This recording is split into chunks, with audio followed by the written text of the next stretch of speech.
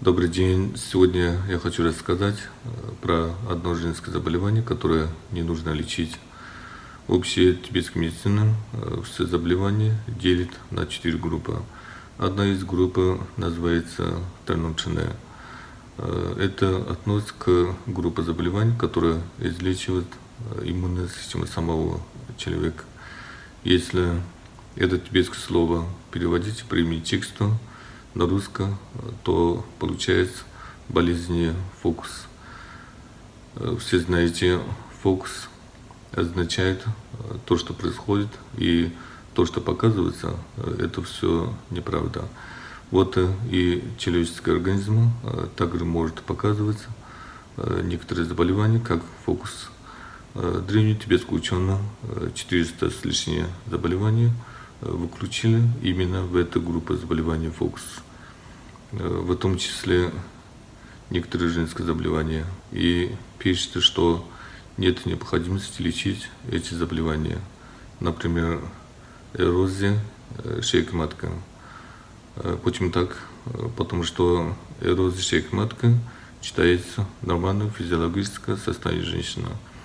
Обычно у женщины после 40 эта болезнь проходит само собой, без лечения.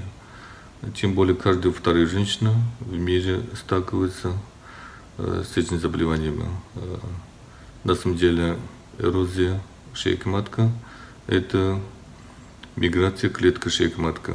То есть клетка ткани из внутренней шейки матки мигрирует наружу шейки матки. Конечно, цвет внешний и внутренний шейки матки отличается. Это как будто вывернул губы наружу. Когда смотришь, красновато, страшновато. Но если мазок чисто, без онкоцитологии, то это ничем не грозит вашему здоровью. Поэтому не нужно лечить, не надо прижигать. Просто нужно наблюдать у врача.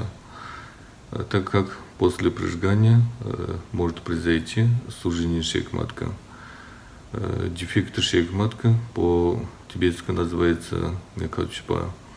Это одна из причин бесплодия. Только ни в коем случае не путайте с дисплазией шейки матки и воспалительной болезнью шейки матки и так далее. Конечно, эти заболевания не являются эрозией шейки матки. Их нужно лечить. В современной науке эрозия шейки матки называется эктопия. Также она не включена в международную классификацию болезни. Поэтому с точки зрения современной науки и тибетской медицины мы можем сделать такой вывод, что если у вас эрозия шейки матки, то в первую очередь вы можете думать, что это нормальное состояние женского организма. Поэтому не нужно прижигать. Вы можете просто наблюдать у врача. Этого достаточно. Спасибо за внимание.